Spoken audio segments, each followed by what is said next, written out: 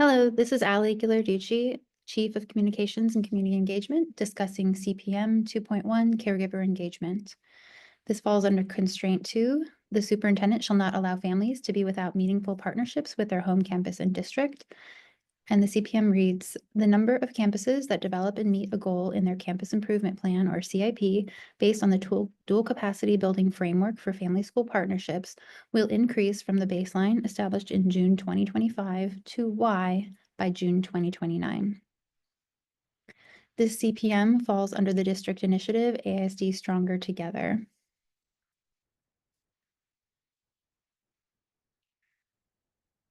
So back in 2018, the Board of Trustees adopted the policy GK Community Relations. And in this policy, they adopted the dual capacity building framework as the district's model for parent and family engagement. The model is really based on seeing families as partners, and it has 6 standards you can see here in bold. And it really outlines what it looks like to see our families as partners in these key areas. So communications, using a variety of channels, languages to connect with families in authentic ways. It focuses on partnerships with families that help establish, all of our families establish home environments that support their children as learners. These partnerships that we want to see in our schools should be assisting in learning efforts in the school and at home and throughout communities in ways that link to school and real life. It looks at developing partnership programs that recruit, provide professional development, and organize family, community, and parent resources to support educational programs, both within and outside the school. It also looks at school decision-making and seeing families as partners in those processes so that they have input in the life of the school and district. And then, of course, collaboration, developing partnership programs that strengthen schools, parents, families, and student learning through community resources and supportive services. So back in 2018, the board policy dictated that every campus should have a caregiver engagement goal in their campus improvement plans. So that has been in place for quite some time. So CPM 2.1 really just reinforces that this district vision and our values around family and community engagement and partnerships.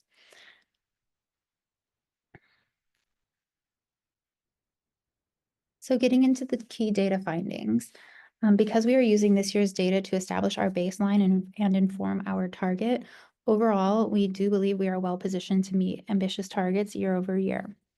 You'll see through the data that the majority, or 72.4% of campuses overall, developed caregiver engagement goals that landed in the approaches category. And we'll talk a little bit later about how we kind of graded, if you will, the different campus goals. And then 7.8% of campuses overall developed goals that demonstrated master's level. I will note that the rubric we created does not have a meets category because it necessarily relies upon a qualitative analysis, and it would really be difficult to parse out a meaningful distinction between a meets and approaches category. So we decided to stick with does not meet, meets, or masters.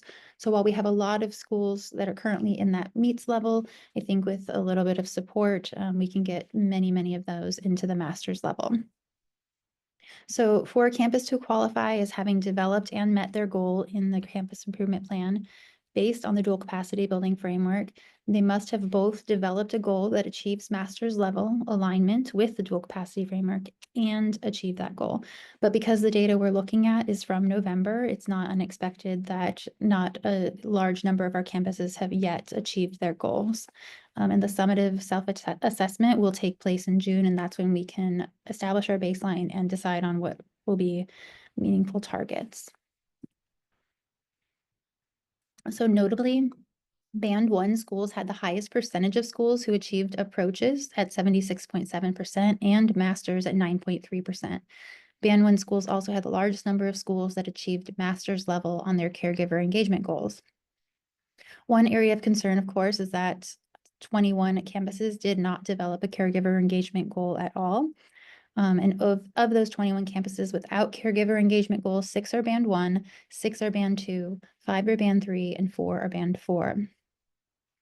When looking at our campus administrators' formative self-reported progress toward their goal reported in November, we see that Band 1 and 2 campuses had the highest percentages of schools reporting some or considerable progress amongst all bands. We also see that Band 3 and 4 campuses had the highest level of accomplished goals, 7.4 and 7.3% respectively, while 0 Band 1 and Band 2 campuses reported having accomplished their goals as of November 2024. Only 9 campuses developed their goals for their 24-25 CIPs that achieved master's level, and none of those that had the master's level have achieved them as of November. And all 9 of those schools are elementary schools. So next we'll look at outliers. The campuses listed on the table below represent all of the Band 2 and 3 campuses that achieved master's level alignment with the dual capacity framework, and have made considerable progress as reported in their formative self-assessment in November. Because no secondary schools achieved master's level, we've also included 2 secondary schools, Webb and Navarro, because they had strong caregiver engagement goals that lacked some detail in their CIP, which precluded them from receiving master's level. However, after contacting campus leaders, the reality of how they have been implementing the strategies would have earned them a master's levels. And this is likely the case for several other schools, and so we believe a simple training on how to more fully articulate caregiver engagement goals would likely address the issue.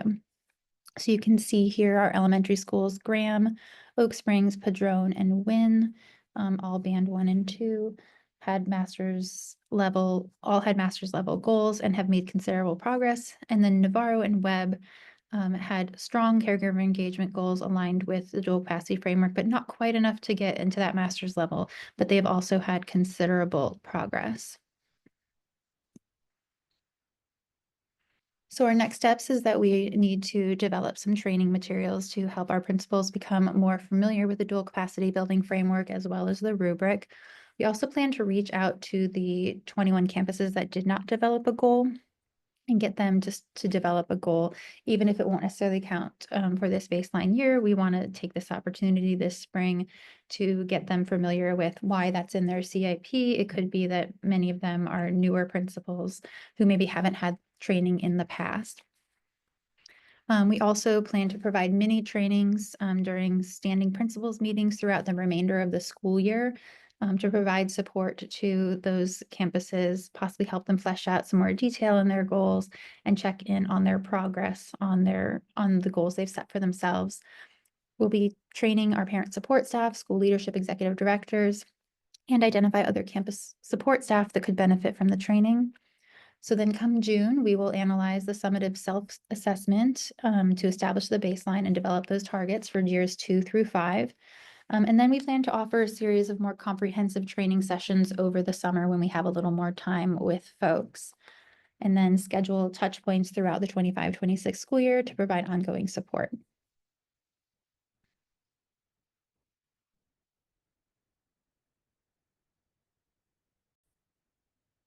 So let's get into the breakdown of the data. This table shows that while none of our campuses have yet met the requirements to count toward the CPM, it also shows the breakdown of those that developed caregiver engagement goals, as well as those that developed caregiver engagement goals that met the master's level. So that's that breakdown there by by all bands, and then broken down by bands 1 through 4.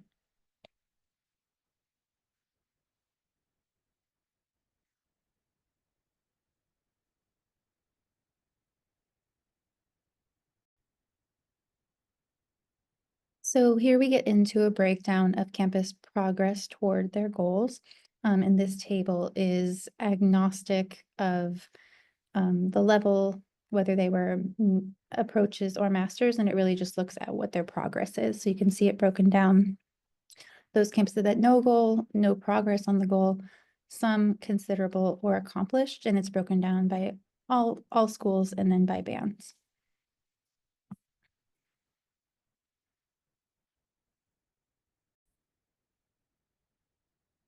So this table shows the breakdown of how well the goals that campuses developed aligned with the dual capacity building framework. So of course, we had the 21 that had no goal. We had 2 that developed goals, but they do not meet 84 campuses had approaches, and 9 masters. And then, of course, you can see all of those broken down by band.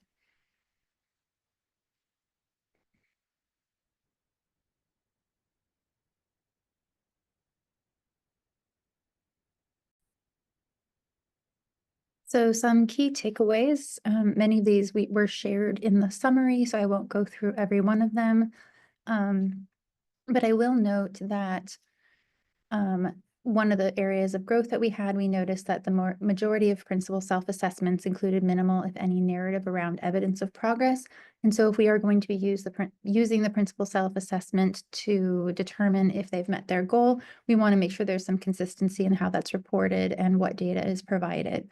We also noticed that there's a strong correlation between campuses with a strong, experienced parent support specialist or a well-established Families as Partners program, and those that have caregiver engagement goals that are strongly aligned with the dual capacity building framework.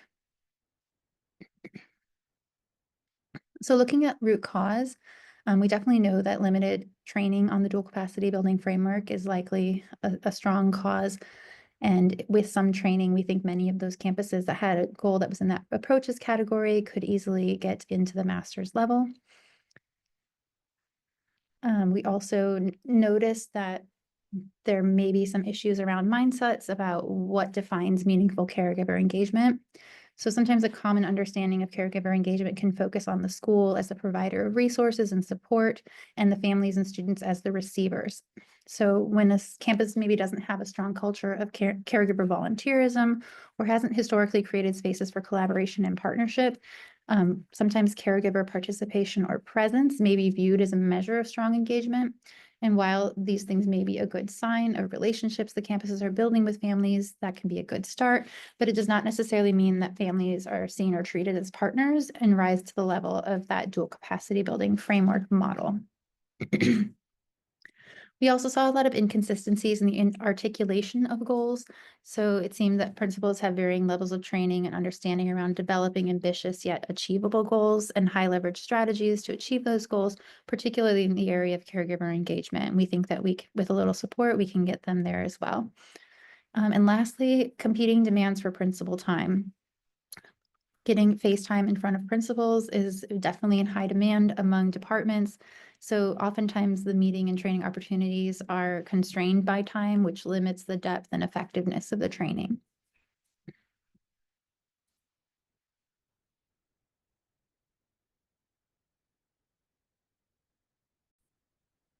So now we're going to take a little deeper dive into the outliers, starting with Oak Springs, which had a master's level caregiver engagement goal and considerable progress. Oak Springs has 96.94% of students classified as economically disadvantaged, and emergent bilinguals making up 73.3% of its students. Their caregiver engagement goal aimed to increase participation in caregiver engagement events and promote family school partnerships. And to do this, they first began by organizing a block walk over the summer to get families' responses to a needs and interest survey to inform their caregiver engagement events throughout the year. They also then began offering monthly family workshops at varied times to accommodate family schedules. And they disseminate a monthly calendar, which you can see down here, that shows a whole month full of activities and ways for families to get plugged into the school. And then Principal Senegal shared, as principal, I've created sponsor-supportive innovative initiatives, including our rent rewards, attendance initiative, and educator rewards, sponsored by Dream Together 2030, to address the economic hardships of families aiming to increase attendance and student outcomes. We've been able to increase attendance rates throughout the fall and maintain nearly 90% despite the current context.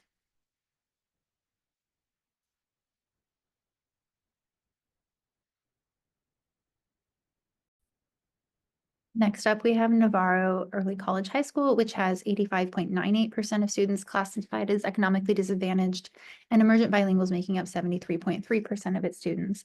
They both set a caregiver engagement goal that was strongly aligned with the dual capacity building framework and have made considerable progress toward that goal. Navarro is the first Austin ISD high school to adopt the Families as Partners program, and they aim to double the number of parent champions by May 2025 from 3 to 6. The campus is using these parent leaders to help guide and educate families about literacy and CCMR goals and opportunities. Says Principal Coven, we want parents to engage with us around CCMR, not for any accountability purposes, but to inform them of opportunities students have on our campus to accomplish things that will benefit them after high school. When the campus was asked what benefits they've seen to the community and student learning and well-being, Principal Coven shared that 78% of their 2025 cohort is currently on track to meet CCMR from a highly meaningful outcome, meeting ELA and Math TSI, achieving dual credit, earning an industry-based certification, or scoring a 3 or higher on the AP exam. And he anticipates this will only improve in their younger cohorts through various initiatives, including parental engagement.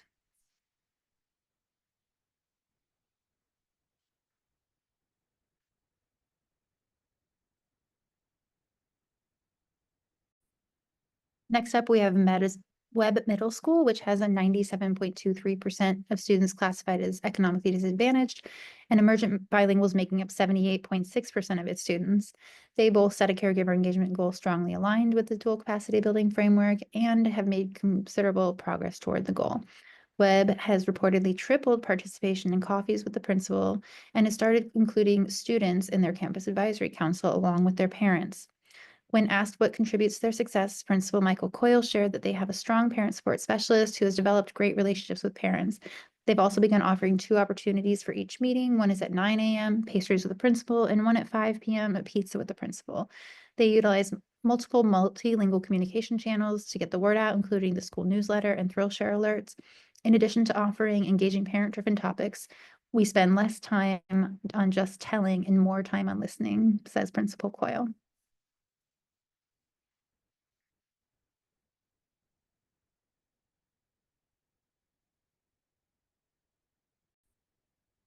Now we're going to talk about the ASD Stronger Together District Initiative, which we believe will really reinforce campus efforts to build partnerships with families in several key ways. The initiative is composed of 4 scopes: exceptional front office experience, meaningful family engagement aligned by vertical team, streamlined communications, and exceptional central office responsiveness. So we're still in the planning and kickoff phase in year 1 of implementing the Stronger Together initiative. However, the initiative builds on past work in all of the scopes outlined above, and it will allow us to sharpen our focus and create a shared understanding of our goals and why we've chosen to prioritize the strategies tied to these goals. Throughout the fall 2024, we've developed several KPIs, which are outlined in Appendix 4, and I'll review those in a bit, to track performance in each of the scopes outlined above. And we will be continuing, it's an ongoing process, so we'll be continuing to develop these KPIs. But the idea is we believe that by tracking some of our efforts that we are working on centrally, that these are going to support and reinforce the campus caregiver engagement goals.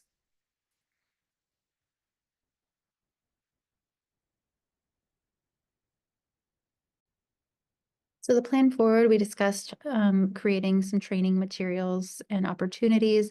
We really want to focus on helping campuses develop ambitious yet achievable goals and high leverage strategies to achieve them, breaking down the features of what makes a master's level caregiver engagement goal, using the dual capacity building framework rubric, and reviewing exemplar DCF goals. And then we also want to spend some time norming around the normative and summative self-assessment so that there's some level of consistency in calibration amongst how principals are rating themselves. And like I shared earlier, ensuring that they're providing some of that backup documentation to demonstrate the progress.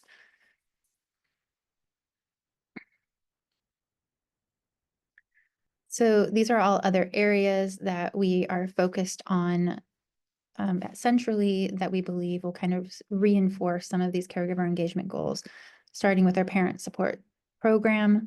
In the fall of 2024, thanks to a generous increase to the City of Austin parent support grant, we were able to assemble a regional parent support team, and this team of 3 supports all 45 campuses without a parent support professional assigned to the school. And so we've since outreached to those campuses to identify a person or persons on campus who primarily fulfill the parent support functions to increase collaboration and strengthen our support of their caregiver engagement goals. And we're also working with the Northeast Vertical Team to consider a pilot for the 25-26 school year to facilitate greater vertical team collaboration and alignment of caregiver engagement efforts. And our aim is to streamline communications throughout the vertical, including creating a vertical team calendar of events and engagement opportunities, as well as implementing increased cross-training of parent support team members to tap into the expertise of more seasoned parent support specialists and better support our newer ones. And if the pilot goes well, we would aim to roll it out in other verticals for years 3 through 5. Also, volunteer coordination, we're really excited to have a bigger hand in that at the district level. For 24-25 school year, we brought the function of volunteer coordination in-house. It was previously managed by Austin Partners in Education. And while we have made great strides in tracking campus implementation of volunteer coordination and prioritize our onboarding support at Band 1 and 2 campuses, at this time, the program is supported by a single central volunteer coordinator, but we are currently considering a reorg that would increase the staff support for this function to be able to expand our capacity to support campuses in developing a robust volunteer program and opportunities. Also new for 24-25, Austin ISD transitioned to a new, more user-friendly and streamlined communication system for our alerts, which are the emails, texts, and robocalls. It has new accessible newsletters. So it links up to campus social media and has application-based push notifications. So this is really supporting campuses that have maybe developed a caregiver engagement goal in the that's aligned with the communication standard of the dual capacity building framework. So we spent the summer and fall semester training and onboarding campuses, and are in the process of developing a KPI that can drive our training and support efforts. We do have a handful of campuses using the tool in an exemplary fashion, and we really want to tap into those campus leaders to model for other campuses how to maximize the tool to enhance caregiver engagement. And next up, we have our campus advisory councils. So at this time, we don't have a tool for real-time tracking of campus compliance with the requirements around CACs. But what we would like to do is develop one in the months coming ahead so that we have real-time understanding of campuses that have stood up their CACs, that are meeting regularly, covering the topics they're supposed to with their families, and really engaging families in that campus-based decision-making. And really, right now we are legally required to do kind of a spot check of our campuses every year. Right now, we do have 100% compliance in terms of campuses that have turned in their rosters, but we want to move beyond just compliance and really see how we can strengthen our support of the kind of quality of those campus advisory councils and the experience families have on them.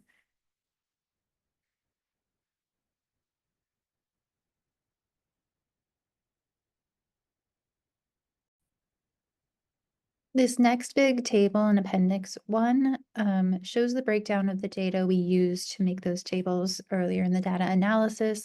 So it'll show you every campus, their SRI band, whether or not they developed a goal or not. So 0 is no goal, 1 is they did develop a goal. And then this next column shows you if they developed a goal, if it does not meet approaches or master's level.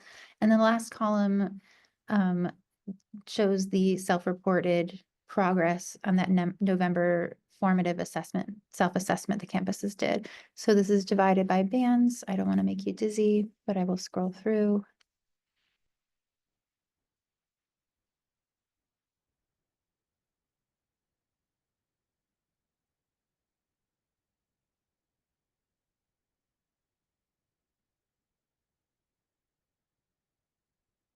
So defining the progress measure, again, the superintendent shall not allow families to be without meaningful partnerships with their home campus district. So the CPM is measuring the number of campuses that are developing caregiver engagement goals aligned with that capacity building framework to demonstrate that they are making efforts to enhance their caregiver engagement partnerships. So we believe when campus leaders are able to articulate goals to strengthen school family partnerships and develop and implement strategies to achieve those goals, it is a strong indicator of a strong culture of collaboration with caregivers. And when the caregiver engagement goals demonstrate a desire and effort to tap into the wealth of resources families can bring to a school and their child's learning, it's clear that the school is creating the conditions for families to meaningfully engage in their child's education. And when these conditions are in place, research and our own data show a correlation to student achievement, well-being, and connection.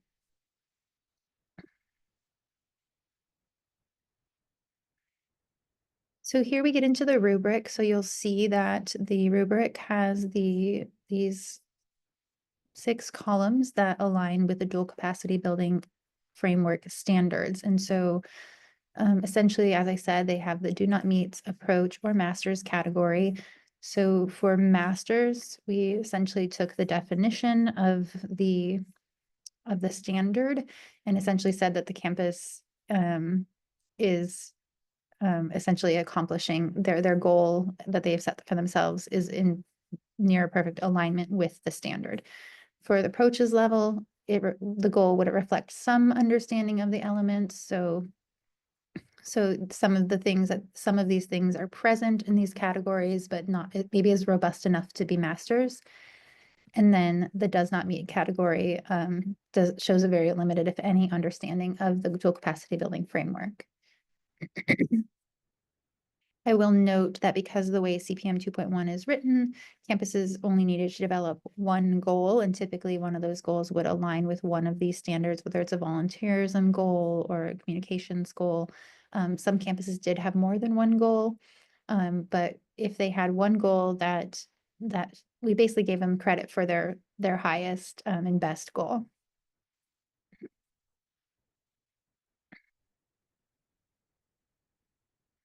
So for the root cause analysis, the primary data source that we used was information extracted from the Plan for Learning CIP software. And as I stated in the key findings, common reasons that goals fell short of the master's category included limited detail surrounding strategies, as well as strategies that were primarily focused on providing services or getting families to show up, with limited mention of how the school or family partnership taps into the resources families bring to the table. So to us, this indicates one of two things: inadequate training around the dual capacity building framework and caregiver engagement goal development, or varying degrees of internalization of the value of investing in partnership-based as opposed to participation-based caregiver engagement. But we do, again, really firmly believe that many of those goals that had that approach is level with a little better understanding of the dual capacity building framework. It's very possible in many instances, much like what we found with Webb and Navarro after talking to the campus, that the reality of what they were implementing actually really aligned with it. It just wasn't necessarily fully articulated in the goal. So we think that's an easy fix.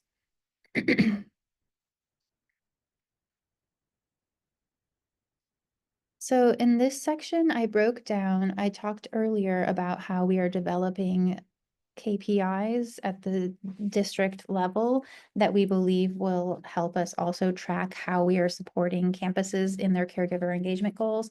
So I've broken it down. Each of these bolded bullets represent the different standards of the dual capacity building framework.